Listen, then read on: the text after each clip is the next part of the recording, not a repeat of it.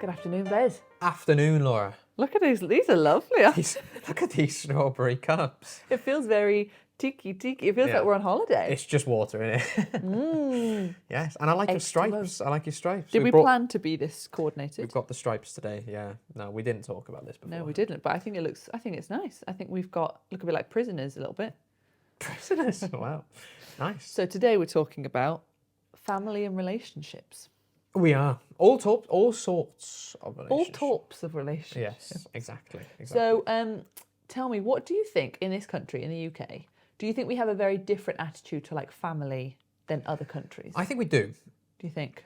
Not all people. You know, like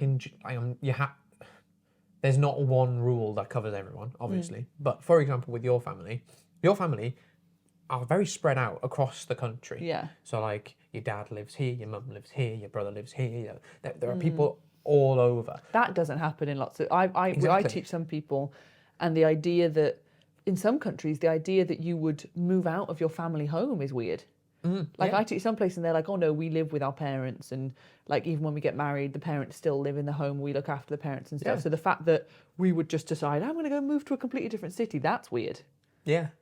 I think that in this country we respect older people less than in other countries. Yeah. That's not to say that we don't respect them. It's different, isn't it? Like I think there is that maybe I'm wrong, but the concept of a care home in some countries is quite rare. That's a Whereas good point. in the UK, not that everybody goes to a care home. I'm not saying well, everybody. They're full. Like, there's loads. There's a care home in every town, every city. Exactly.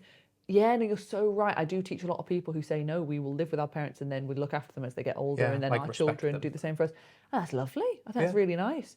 And it's nice that they have such a family unit. I think that's the one thing I would like to take from other countries. I wish lots of things I'd like to take from other countries, but to do with family.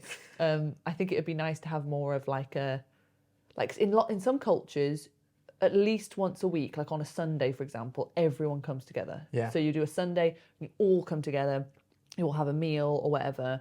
That's lovely, I think, because family is, it's family. Like it's a blood people, and I do think maybe not just in this whole country, in like pockets. I think there are more. You're more likely to have people that kind of are spread apart and a bit more independent, really. I was talking to somebody and they said they told me that they've moved to the UK, and the one thing they find interesting is that family units are just more spread out. So it's much more common in this country apparently that somebody would just move to another city to work and raise their family there. So they would only, and if they had children, they would only those children would only see their grandparents a couple of times a year, for example. Things like that. Well, my brother lives 2 hours away. My other brother lives about an hour and 20 minutes away. My mum lives about an hour and 20 minutes away. My dad lives about an hour and 10 minutes away. Your family live half an hour away. You're the sort of the closest. My grandmother lives like 2.5 hours away. So there's like the very spread apart, very. But I still see my family loads, but not. But obviously they're much further away. It's not just like my mum's just down the road. But lots of people do have that. Lots of people do just go, oh, I'm just going to go see my mum down the road. My grandparents like live around the corner, literally. Like just a stone's throw away from our house. They were there, and my grandmother would, she wouldn't know how to work the TV. And she wanted to watch like the news at 6 o'clock. So I knew a couple of times a week, approximately 5:50 p.m. my nan would there'd be a phone call. It would be my nan, and she'd just be asking me. She'd say, Perwin, I don't understand how to turn on this TV.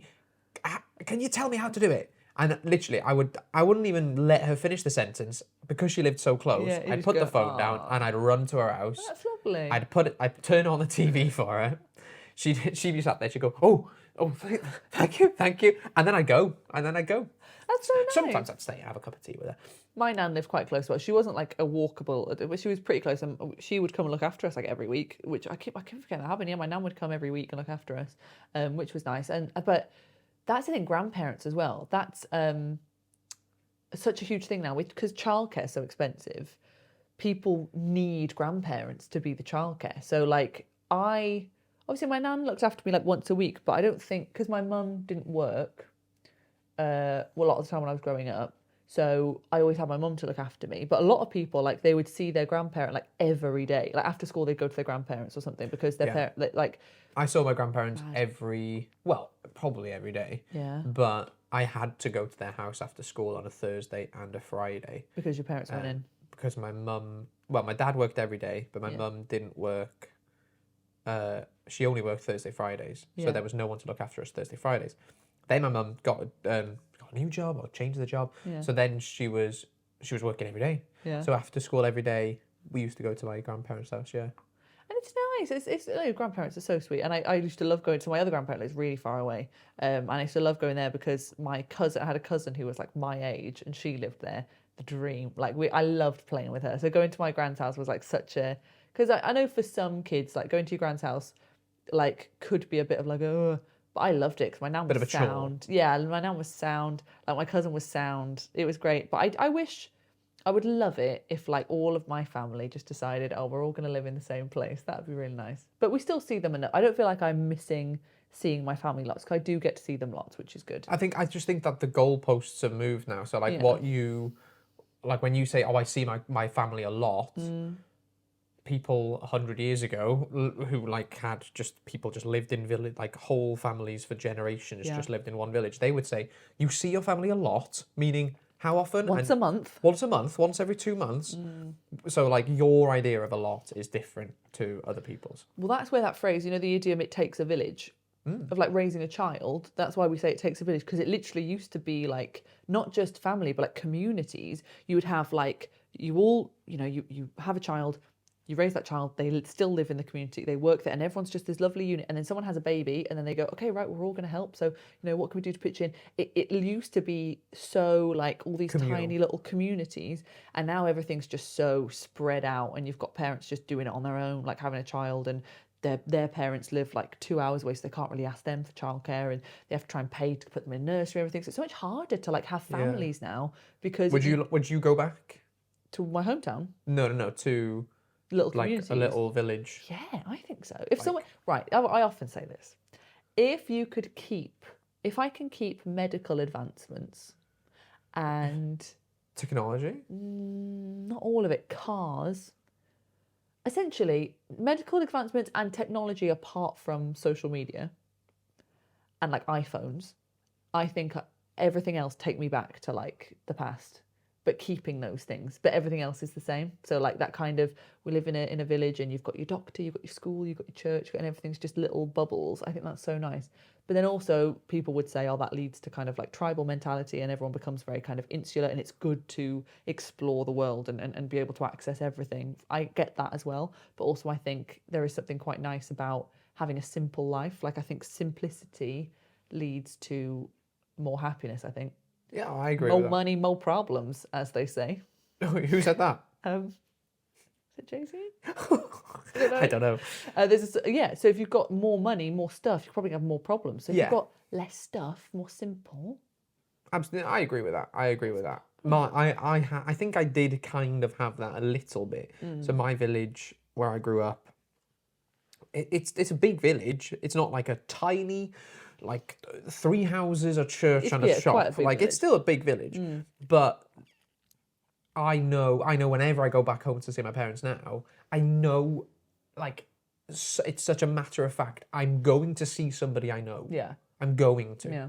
There's no way that I wouldn't. That's nice. And it is nice. Yeah, that is nice. If I go, so my mum, a couple of weeks ago, she was running a coffee morning for something, and she said, "Oh, do you want to come round? Just pop round to say hello." So I did, and there's no way that I would go into that coffee morning and my mum would be the only person I know. I knew most of the people there. Yeah. My friends' grandparents were there, and there was the lady who used to run my drama group was there, and my friends from primary school's parents were there, and they're all kind of running this event. So that is nice. I feel like I had that a bit with church. I feel like I didn't. So my family were from London. So my brothers like grew up in London until they were about like 6 and 10 or whatever. And then when I was in the womb, when I was like in my mother's tummy, they moved to Birmingham. Mm-hmm. So, but I don't think my parents had, obviously my parents didn't have, they only went there because of my dad's job. So that my parents didn't have like a tie to Birmingham. Like, oh, this is our hometown, this is where we're from. And my brothers didn't because they were from London. So I don't feel like my family had that kind of like, yeah, this is where we're from. This is our Born and bred. community, born and bred thing. Whereas your family have only ever lived in Wales, and then your dad has only ever lived in that village. And so there was very much like, this is where we're from and we're going to commit to this. So I don't feel like I have like a hometown. There's like a thing in, I don't know if it's just a Welsh thing or an English thing, I'm not sure. But there's an expression in Welsh, something to do with like your square mile. And it's something like, and that used to be it. Like people used to just think about their square mile, basically. Just like I remember at my grandmother's funeral, in the eulogy, somebody mentioned, because she lived in it, she was born in a house. Can I ask, when people say, I was born in this house and I'll die in this house, when they say I was born, physically do they born? mean I was born in that house? Because Maybe, but I never understood. that might have been more common in the past. Like, Yeah. maybe. So let's imagine she was born in a house, and then Yeah. I think she moved to somewhere like maybe down the road or something. But then she lived eventually where she lived when I knew her. Her bungalow was across the road from where she was born. So like I remember in the eulogy they said she's not a woman of like her square miles. She was like a square feet basically. She said something like that. It was something, or square meters. Yeah. That's nice though. It's nice to have that. Yeah, it's interesting. Do you think people our age, or like just adults in general, do you think it's hard for adults to make friends? Yeah. I think it's really hard for adults to make friends. Yeah, I do. How are you supposed to do that? I do. I think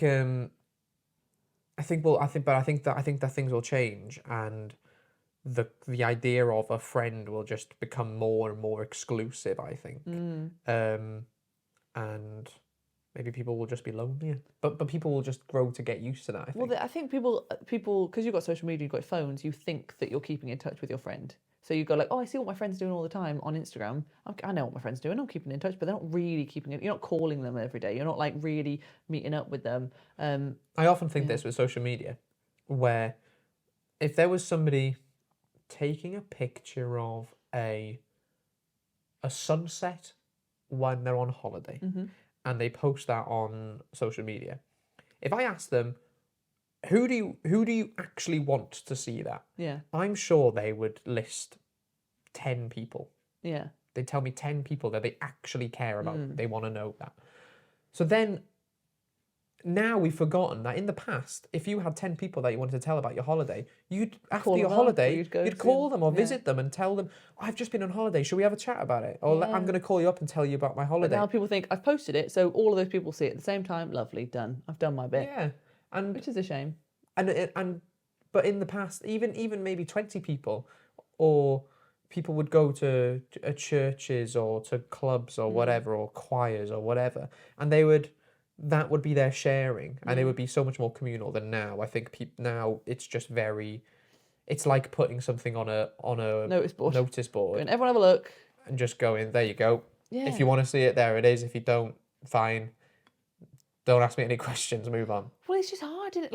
Like I think in the past, people were more like to talk to each other as well. Like, for example, like your neighbours. You might move to a new place and then your neighbour's there and they go, hey, do you want to come around for a cup of tea? Oh, nice to meet you. And then you make friends with your neighbours. Now, if your neighbour talks to you, you're a bit more likely to be like... There's people that have moved in nearby and I said, hello, how are you? Nice to meet you. You moving in?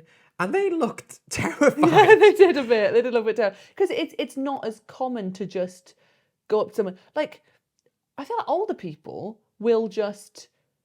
You might just be sat next to them and they'll just start talking to you, which is lovely. And you don't know them, complete stranger, and they'll just start talking to you. I would never do that. I'm very much just like, I'll stay in my own lane and don't worry about it. So it's harder to make relationships and make connections. Well, we go to a pub quiz, and there are three guys. Yeah. Who are like a team. They're always a team. They come every week. They're older than us. Yeah, they're probably in their like the 60s, 70s, aren't they? And we've sat next to them.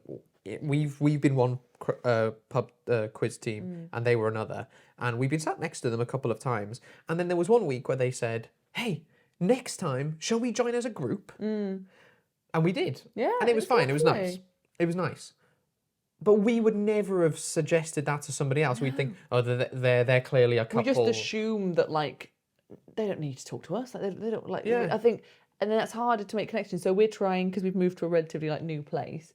I want to like join some kind of club or like some kind of thing just to like make connections with the people around me because I want to know people around me. I've got friends that I love, but they all live in different cities and stuff. I want to know that I've got people who I know and everything near me, and and I've got to build that because I didn't grow up here, so I've got to kind of build that from scratch, which I think is quite hard at this age because you just feel a bit vulnerable almost, like sort of talking to someone going like, hello, what's your name? Like I don't know, I just feel a bit.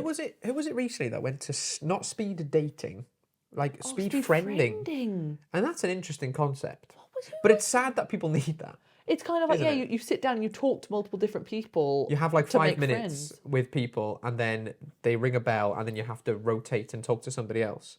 Yeah. And then afterwards, if you want to get in touch with them or something. Yeah, it's something like that. But yeah, and there's lots of apps now, like call it Meetup and stuff. Yeah. Where you type in which is great, which is really good. And I often say this, there's a big problem with older people and loneliness. There's like older people often struggle with loneliness, which is really, really sad. But it's really sad because older people, they are very lonely and they don't have anyone to like talk to, which is really sad. But then also older people aren't very good with technology.